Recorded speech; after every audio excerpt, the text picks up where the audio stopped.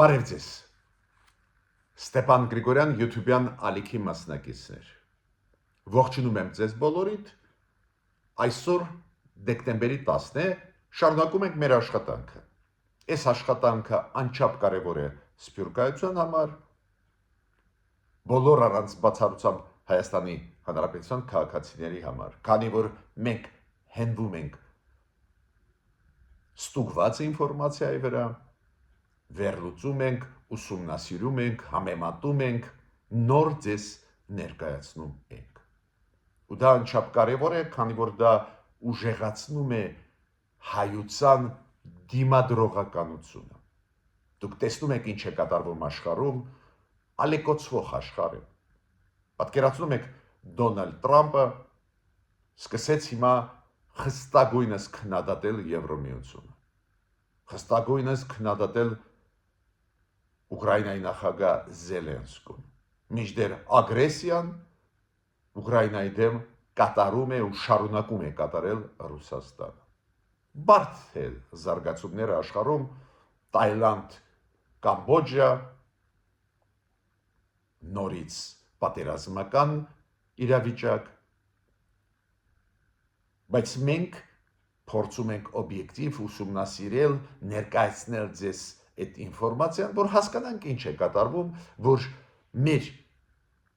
անելիքները adekvat լինեն այն զարգացումների, որոնք կան աշխարհում։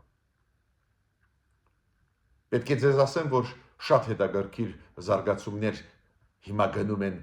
Միացյալ Նահանգներ Հայաստան, հենց Դոնալդ Տրամպի ուղու ծրագրի շրջանակներում, այլ նորություններ շատ կարևոր կան, բայց ես այսօր կկենտրոնանամ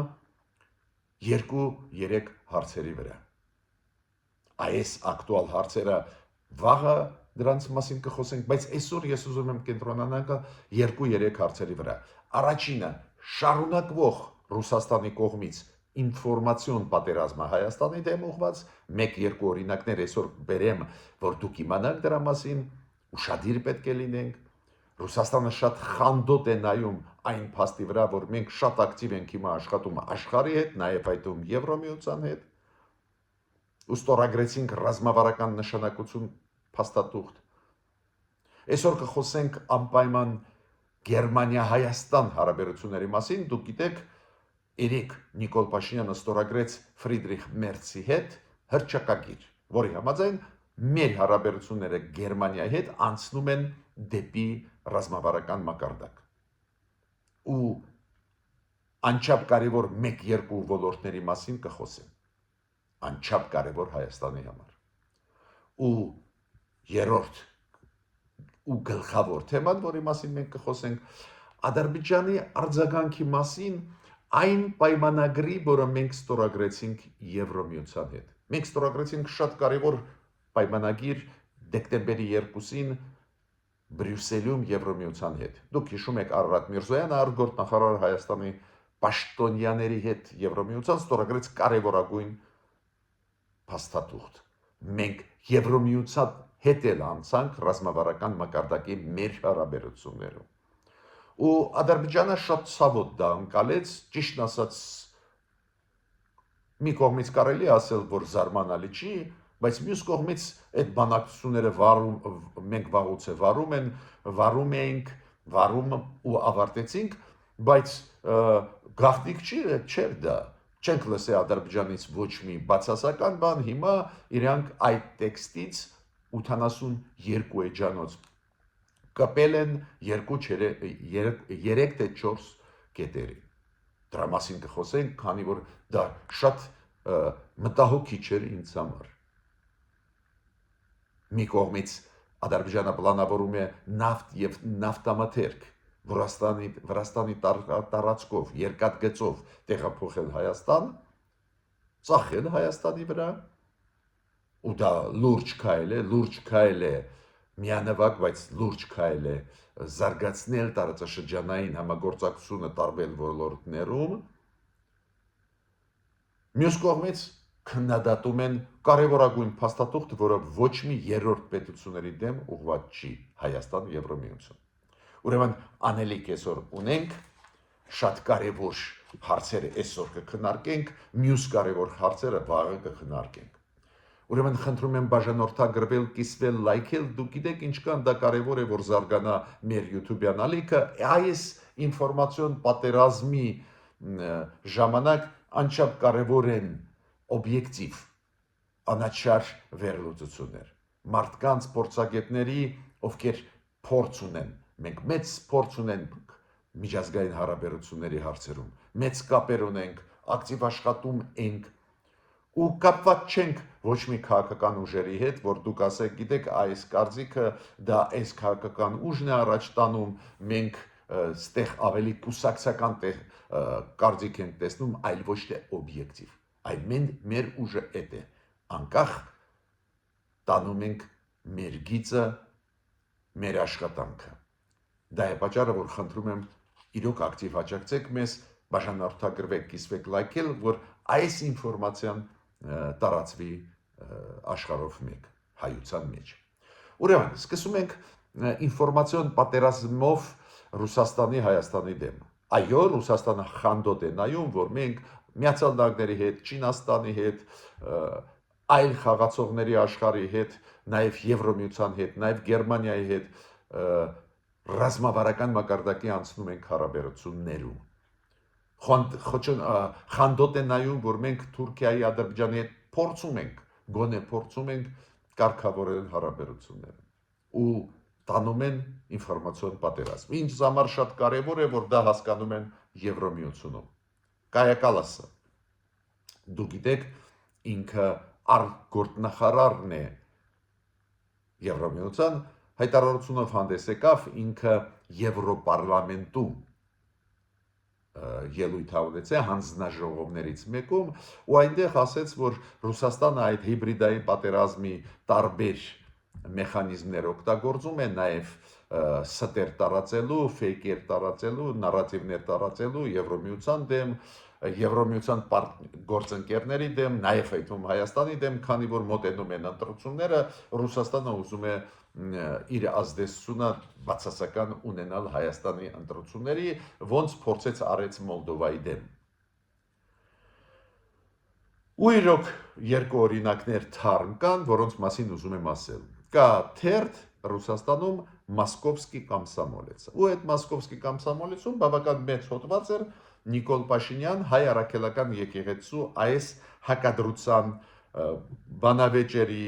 լարվածության մասին։ Պարզ է այդ հոդվածը ես ձեզ չեմ ներկայացնելու, ստեղ հոդվածում միակողմանի ամեն ինչ ներկայացված է, որ իշխանությունները վատն են, այ եկեղեցին շատ լավն է, եկեղեցու սպասավորները շատ լավն են, մենք գիտենք, որ հայրաքելական եկեղեցին եւ շատ ու շատ գերակշռող մասը սպասավորների մեր եկեղեցականները ազնիվ սկզբունքային հայրացիական մարդիկ են, խոսքը գնում է Վերնախավի մասին այսօրվա, նաև Գարեգին երկրորդի մասին է խոսքը, այստեղ է բանավեճը ու հակադրությունը բավական ծանր Նիկոլ Փաշինյանի եւ այս մարդկանց միջև։ Բայց այս հոդվածով ներկայացվում է, որ իբր Նիկոլ Փաշինյանը դուրս եկավ ամբողջ մեր հայր առաքելական եկեղեցու դեմ, պարզ է միակողմանի ամեն ինչ ներկայացվում է, չեմ էլ ուզում ասել, քանի որ իրանք չեն սիրում Նիկոլ Փաշինյանին, որը եկավ իշխանության լեգիտիմ ձևերով, հեղափոխության, դեմոկրատական հեղափոխության ճանապարհով, պարզ է Պուտինյան Ռուսաստանում այս ձևի մարդկանց չեն ընդունում, դա է պատճառը, որ այս Մոսկովսկի կոմսոմոլեցի հոդվածը դա շարունակությունն է այսօրվա ղեկավարների Ռուսաստանի քաղաքականության այսօրվա իշխանությունների Հայաստանի դեմ ուղղված։ Բայց կան նաև նսեմացուցիչ այնտեղ ձևակերպումներ, օրինակ Նիկոլ Փաշինյանի վերջի քայլերից հետո Գյումրու գնալուց, այն պատարագին մասնակցելու, ասված այդ հոդվածում ասվում է, որ այս հաջողությունների ճակերտներում հաջողություններից հետո գրգռված Նիկոլ Փաշինյանը շարունակում է արշավը հայ առաքելական եկեղեցու դեմ։ Գրգռված Նիկոլ Փաշինյանը։ Նույնիսկ նսեմացուցիչ բարեր են օգտագործում, դա ասում է, որ մեր հասարակությունը իմանա ու իմանա նաև մեր իշխանությունը, ռեալությունները, ինչքան է տրամադրված Ռուսաստանի վերնախավը մեր դեմ, մեր ժողովրդավարության դեմ, մեր անկախ քաղաքականության դեմ, ավելի անկախ, քան թե նախկինում մենք եղել ենք։ Ռուսաստանի տարբեր փորձագետներ, պաշտոնյաներ, տարբեր մարդիկ տարբեր բաներ են ասում, ու բոլոր ինչ ասում են ուղղված է այսօրվա իշխանությունների դեմ Հայաստանի, այն քայլերի Հայաստանի, որը Հայաստանը փորձում է դիվերսիֆիկացնել էներգետիկան, դիվերսիֆիկացնել իր ճանապարհները, ապա շրջափակման կոնտեքստով անընդհատ դեմ են խոսում։ Ինչ որ մի տնտեսագետ, ճիշտ ասած Մարցինկևիչ ազգանունով, ճիշտ ասած ես այդ մարդուն չեմ էլ լսել, չեմ էլ ճանաչում, ինքը ինչ է ասում։ Ինքը ասում է, անհետեթություն է խոսել դրա մասին, որ էներգետիկ համակարգերը Հայաստան, Թուրքիա, Վրաստան կարող են համատեղելի լինել ու էլեկտրականությունը փոխանցվի Թուրքիա, Վրաստան, Հայաստան այս երանգյան մեջ։ Ճիշտ ասած ես շատ զարմացած եմ, Հայաստանը դուք գիտեք էլեկտրոէներգիայով փոխանցում է անում եւ Վրաստանի հետ, եւ Իրանի հետ, Իրանի համակարգը չէր համընկնում Հայաստանի համակարգի հետ, արված էր գործ, համապատասխան սարքավորումներ վաղուց է դրված է, մենք Իրանի հետ, Վրաստանի հետ հիմա նոր բարձր վոլտանի էլեկտրոլարեր են անցկացնում, երրորդ գիծն է, հիմա պետք է ավարտվի, մի քիչ ձգձգվում է այդ աշխատանքը, բայց այդ աշխատանքը վաղուց է տարված է, եթե Թուրքիայի հետ մենք չունենք համատեղելիություն, դա հաղթահարվում է, համապատասխան սարքավորումներ դնում են եւ այլն, այդ հայտնի բաներ են։ Թուրքիան ուղարկում է էլեկտրոէներգիան Իրանին, համատեղելի դարձրեցին, մենք Իրանի հետ էլ աշխատում ենք, ուրեմն համատեղելիությունը խոչընդոտ չի լինի, ոչ մի պրոբլեմ ես չեմ տեսնում, բայց միտքս ինչու՞մ է, անընդհատ ինչ-որ բացասական մտքեր ու մեր ԶԼՄ-ները արտատպում են այդ հոդվածները։ Մյուսը այս նույն փորձագետը ինչի մասին է ասում։ Այս նավթամթերքները, որոնք պետք է Ադրբեջանից տեղափոխվեն Հայաստան, ով ասեց, որ ավելի ձեռնտու են այն նավթամթերքներից, որոնք Հայաստան գալիս են Ռուսաստանից։ Ну դրա համար պետք չի մասնագետ լինել։ Նավթամթերքները, որոնք միանվագ ձևով Ադրբեջանը ուզում է ուղարկել Հայաստան, Վրաստանի տարածքով ու Վրաստանի կառավարությունը նույնիսկ հարկեր տուրքեր ասեց մենք չենք վերցնի, անվճար դա կլինի, Վրաստանը տրանզիտի համար չի վերցնում, այս գները Ադրբեջանի նավթամթերքների բոլորս գիտենք, այդ գները Ռուսաստանի գներից բարձր չէ, բայց երկաթ գծով մի քանի անգամ ավելի էժան է լինում տեղափոխել, տեղափոխման գումարը համեմատ վերին լարսով բերած մեքենաներով այդ ցիստերնաների հետ։ Դες դրա համար մասնագետ էլ պետք չի լինել, բայց տեսակ անընդհատ Ռուսաստանից այդ նեգատիվ իմպուլսները, այ ոչ մի բան չի ստացվի, թանկա նավթը Ադրբեջանի կամ բենզինը, անընդհատ նեգատիվ բաներ։ Շատ վատ է դա, ցավում եմ, որ չեն փակում մեզ մոտ հերոստալիքները ռուսական, չի փակվում հնարավորություն այս ձևի ստերի տարածել Հայաստանում։ Պետք է մտածի կառավարությունը, մտածի մեր առողջության մասին, մեր հասարակության հանգստության մասին, մեր հասարակությունը իրավունք ունի հանգիստ ապրելու առանց այդ ֆեյքերի եկած դրսից։ Մյուսը թեման անչափ կարևոր, դա Հայաստան-Գերմանիա հարաբերություններ։ Ну ակնհայտ է, եթե դու Եվրոմիության հետ դեկտեմբերի 2-ին ստորագրեցին ռազմավարական նշանակություն ունեցող պայմանագիր 82 էջանոց, որտեղ որ նշված են բոլոր գլխավոր ուղղությունները, որոնք կան նաև այն հայտնի ՍԵՊԱ պայմանագրում Հայաստան Եվրոմիություն գումարած ռազմա տեխնիկական ոլորտում համագործակցություն, գումարած վիզա ազատականացում, գումարած էներգետիկայի ոլորտում այլընտրանքների զարգացում, ստրատեգիկ ոլորտների հետ կապված ակնհայտ է, որ լուրջ փաստաթուղթ է, ակնհայտ է, որ մենք անցանք Եվրոմիության հետ ստրատեգիկ համագործակցության, այդ օրերին դուք հիշում եք, ես եղել եմ Բրյուսելում, առիթ ունեցել եմ հանդիպել կարճ Արարատ Միրզոյանի հետ, մեր արտգործ նախարարի հետ, որը այն միջոցառման, որտեղ որ մենք մասնակցում ենք, ինքը եկավ ելույթ ունեցավ, մեծ ու լավ ընդունվեց, շատ հաջող ելույթ ու շատ լավ ընդունվեց հասարակական գործիչների, փորձագետների, արևելյան գործընկերության երկրներից եկած Բրյուսել, նաև եվրոպական փորձագետների կողմից, եվրոպական հասարակական կազմակերպությունների կողմից, բայց ինքը եկավ Արարատ Միրզոյանը մեզ մոտ հենց ստորագրելուց հետո այդ փաստաթղթերը Եվրոմիության հետ ռազմավարական դեպի հարաբերությունների անցնելու ու նաև մենք առիթ ունեցել ենք ես մի շարք այլ հայ փորձագետները հանդիպել Մարտակոսի հետ, որը Արարատ Միրզոյանի հետ ու Կայա Կալասի հետ այդ երեքով ստորագրեցին կարևորագույն փաստաթղթեր Հայաստան Եվրոմիություն, Մարտակոսը ելույթ ունեցավ Սենատում, Բելգիայի, նաև մենք մասնակցեցինք այդ process-ում մեծ նիստում։ Ինչ եմ ուզում ասել, մենք եւ մասնակից ենք ականատեսն ենք այդ մեծ դրական process-ի։ Ու պարզա դրանից հետո շատ տրամաբանական է, որ Հայաստանի վարչապետը պաշտոնական այցով գնաց դեպի Գերմանիա, պարզ է նախորդ դա ամեն ինչ պատրաստված են ու Գերմանիայի վարչապետ կանցլեր Ֆրիդրիխ Մերցի հետ բանակցություններ վարեց, ստորագրեց ռազմավարական նշանակություն ունեցող փաստաթուղթ, որը կոչվում է ռազմավարական գործընկերության համատեղ հռչակագիր, որտեղ որ գլխավոր ուղղությունները զարգացման համագործակցության Գերմանիայի հետ նշված են, պարզ է նշված է, որ Գերմանիան կողմ է աջակցում է տարածաշրջանային խաղաղության, տարածաշրջանային ապաշրջափակման հարցերի հետ կապված։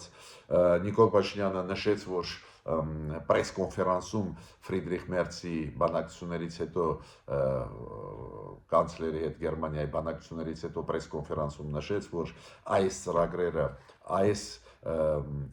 խաղաղություն Ադրբեջանի հետ նաև կբերի շատ ու շատ լավ բաներ եւ Հայաստանին, եւ Ադրբեջանին, եւ Եվրոմիությանը, եւ Հարավային Կովկասին, իրանք կարևորագույն հարց քննարկեցին, Գերմանիա, Հայաստան օրակարգը շատ մեծ է, առևտուր, տարբեր ոլորտի համագործակցություն, բայց գլխավորը Գերմանիայի հետ, որ Գերմանիան իր վրա ստանձնում է պարտավորություն աջակցել Հայաստանին, որ մեր էներգետիկան դիվերսիֆիկացվի։ Դուք գիտեք ինչքան ուժեղ մեր էներգետիկան կախված է մեկ խաղացողից ու հենց Գերմանիան ստանձնում է այդ կարևորագույն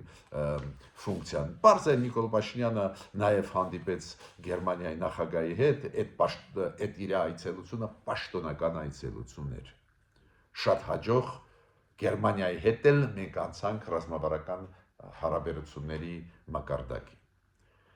Պարզ է դա խանդոտ է ընդունում եւ Ադրբեջանը եւ Ռուսաստանը, դա շատ հասկանալի է, Ադրբեջանը այո մի կողմից մեզ հետ բանակցում է, մի կողմից մեզ հետ նախաստորագրում է փաստաթղթեր, մյուս կողմից պարզ է ուզում է այս մեծ process-ից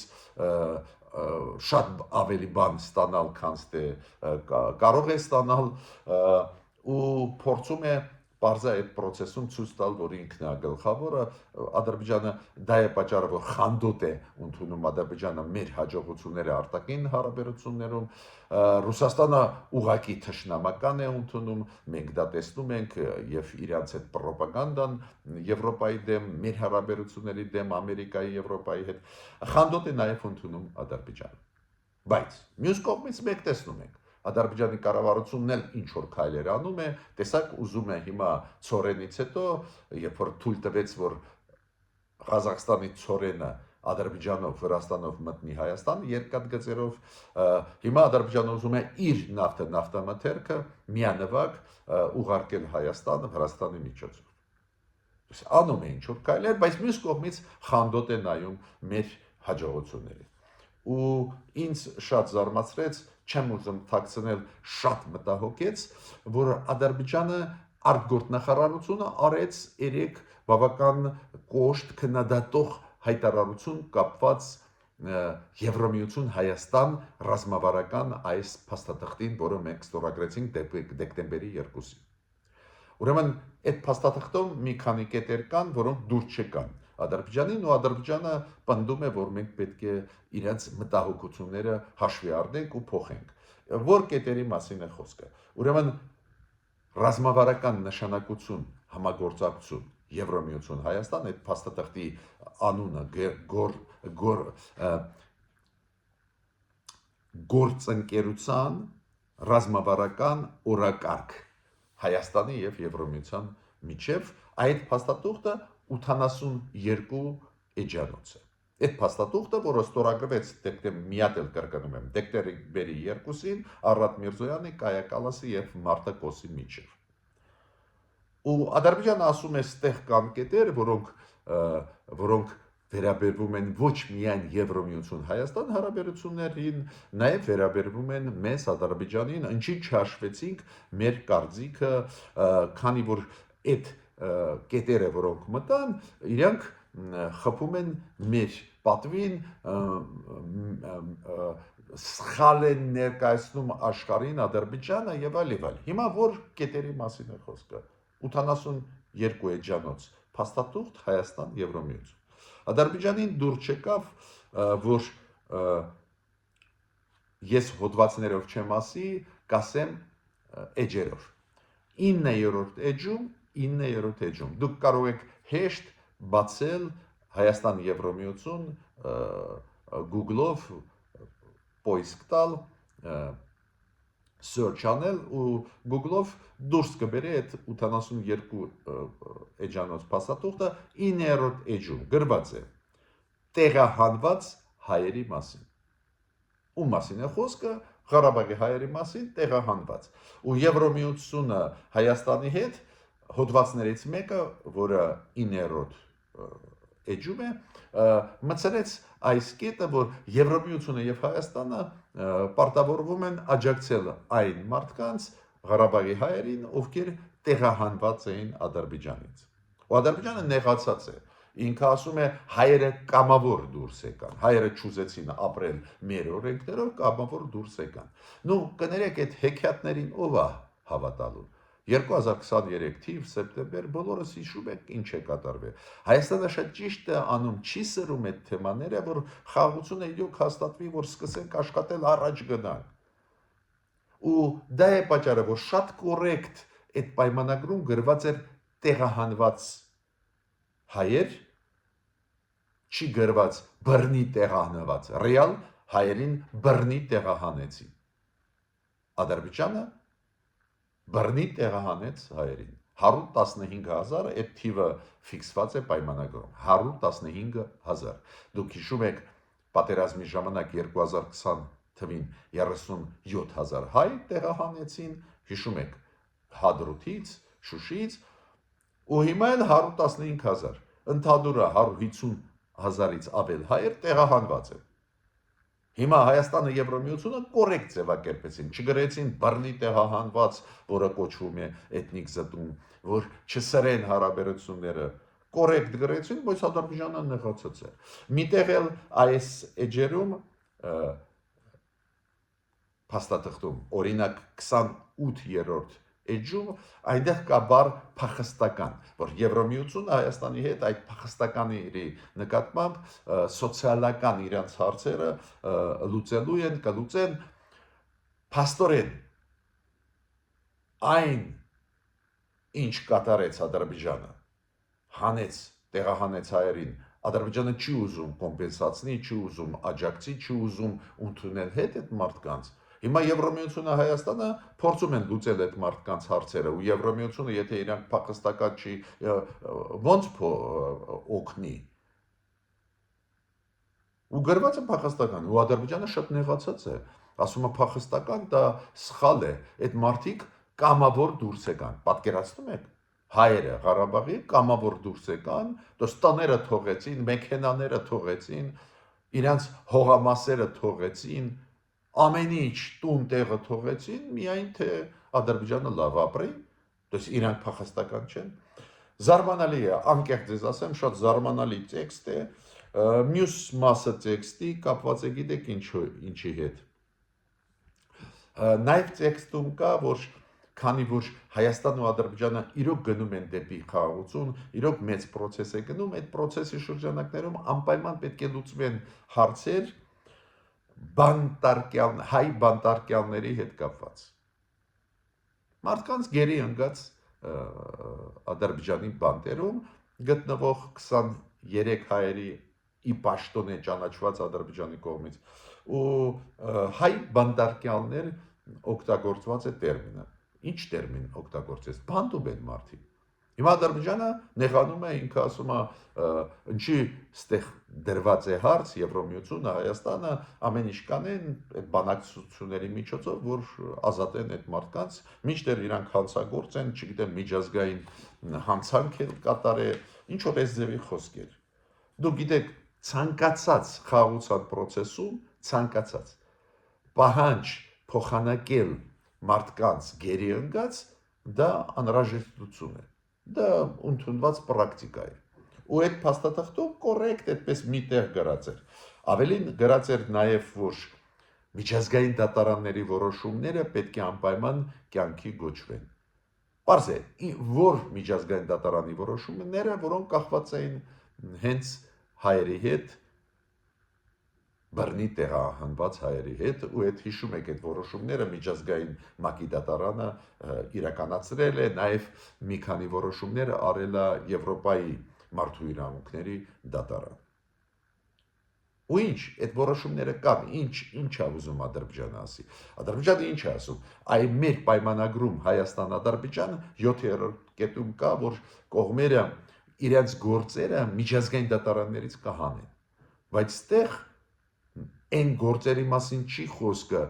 որոնց հետ կապված որոշում չկա կամ նոր գործեր տալու։ Ստեղ խոսքը գնում է այն միջազգային դատարանի որոշումների, որը վաղուց է կան։ Հասկացաք, չէ՞։ 2020 թվից մինչև 2023 թիվը այս ձևի մի քանի որոշումներ ի օգուտ հայերի կան։ Հիմա Ադրբեջանը ասում է, ինչի մեջը մցրեցիք, բայց այդ դատարանների որոշումները չես կարող բեկանել փոխել։ Մյուսը ադրբեջանցիներին դուր չեկավ, որ Եվրոմիություն Հայաստան ծրագրում խաղաղության խաչմերուկի ծրագրի մասին խոսքը գնում է, մանրամասն, որ Եվրոմիությունը կաջակցի այդ ծրագիրը իրականացնել, քանի որ Ադրբեջանը ասում է, ստեղ կոնսենսուս չկա, մենք համաձայն չենք այդ ծրագրի հետ, մենք ուզում ենք միայն ճանապարհ Նախիջևանից Ադրբեջան։ Բայց այդ ծրագիրը մեր կառավարության ծրագիրն է։ Օրինակ մենք չենք ասում Ադրբեջան դու ունես ծրագրեր, օրինակ Վրաստանի հետ, Իրանի հետ, Ռուսաստանի հետ, չէ, այդ ճանապարհների բացման։ Մենք չենք ասում, որ մենք համաձայն չենք, կոնսենսուս տարածաշրջանում չկա, այս ծրագրերը հանի քո ծրագրերից Իրանի հետ, Վրաստանի հետ։ Պահանջները առանձին դեպքերում ուղղակի անհեթեթ են։ Կամ նաև կան պահանջ միսիայի հետ կապված։ Եվրոպական միության միսիայի, որը կանգնած է հայ-ադրբեջանական սահմաններում, որի շնորհիվ 2023 թվից չի զոհվե ոչ մի հայ զինվոր մեր սահմաններում Ադրբեջանի հետ։ Չի զոհվել, չի եղել դեպքեր զոհերի, դուք հիշում եք 4 զոհ մեկ ունեցանք ներքին հանդում 2024 թվին, այնտեղ որտեղ որ կանգնած էին ռուս սահմանապանները, ու դրանից հետո մերոնք հանեցին սրանց ամբողջությամբ ռուս սահմանապաներին։ Հիմա այնտեղ դիտորդական առաքելություն են կատարում եվրոպացիները ու ոչ մի զոհ չկա։ Դրական է։ Հիմա Ադրբեջանը ասում է, ինչու այս պայմանագրում գրված է, որ պետք է զարգանա, մինչդեռ հայ-ադրբեջանական պայմանագրում, որը նախաստորագրված է Վաշինգտոնում, իրանք ասում են կետ կա, որի համաձայն Հայաստանը դուրս է բերելու ցանկացած երրորդ պետության ուժերը հայ-ադրբեջանական սահմանների մոտայնքներից։ Իրոք այդ դեպքեր կա, բայց առաջինը Ադրբեջանը չի ստորագրել այդ պայմանագիրը, մենք ազատ ենք ցանկացած երկրի հետ աշխատել, բերել զորքեր նել, ոչ միայն դիտորդներ, նաև զորքեր բերել ցանկացած երկրի ու շարել Ադրբեջանի սահմանների մոտ։ Ադրբեջանը չի ստորագրել, չի վավերացրել։ Բայց նույնիսկ եթե ասենք Հայաստանը ուզում է հարգի դա, դուք գիտեք ինչ պայմանավորվածություն կա Եվրոմիության հետ։ Այդ դիտորդական առաքելությունը, եթե Ադրբեջանը ստորագրի վերջնականորեն հայ-ադրբեջանական խաղաղության պայմանագիրը, այդ դիտորդները խորքերը կմցվեն Հայաստանի, քանի որ իրանք անելիք Հայաստանում ունեն։ Հիմա ինչու ես մանրամասն այդ Ադրբեջանի հարցադրումները ուսումնասիրեցի եւ ձեզ ներկայացրեցի։ Մտահոգեցին ինձ։ Ինչ է, ուզում է առիթը օգտագործելով Ադրբեջանը հետաձգել ստորագրումը խաղաղության պայմանագիր։ Ես չեմ բացառում, որ ուզում է հետաձգել այդ մտահոգությունները մենք միշտ ունեինք, էլի ինչ որ բան մեզանից կորզել, քանի որ հիմա պահանջել, որ այս Եվրոմիություն Հայաստան փաստաթղթից այս 3-4 կետերը հանվեն, դա անհետեցություն է, ոչ ոք չի փոխի Եվրոմիություն Հայաստան պայմանագիրը ռազմավարական նշանակություն ունեցող ստորագրված դեկտեմբերի 2-ին, ու երկրորդը ոնց որ նոր նախապայման մեր առջև դնի Ադրբեջանը։ Ինչ հետ է կապած դժվարանում ասել, միգուցե իրանք դեռ պատրաստ չեն վերջնական ստորագրել, ու երկրորդը ես չեմ բացառում, որ Մինսկի խմբի փակումը ԵԱՀԿ-ի վերջնական դեկտեմբերի 1-ին այս տարվա մի քիչ ոգևորվեց Ադրբեջանին։ Ինքը մտածում է, որ վերջ փակվեցին բոլոր հարցերը, հիմա կարելի է նոր պահանջներ դնել Հայաստանի առջև, բացի դրանից Տրամպի քննադատությունը Եվրոմիության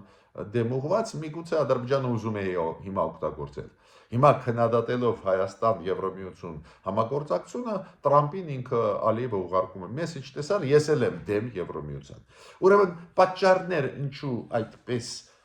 հայտարարություն արեց Ադրբեջանի արտգործ նախարարությունը ու կոպավ կետերին, որոնց շատ դժվար է կապնել,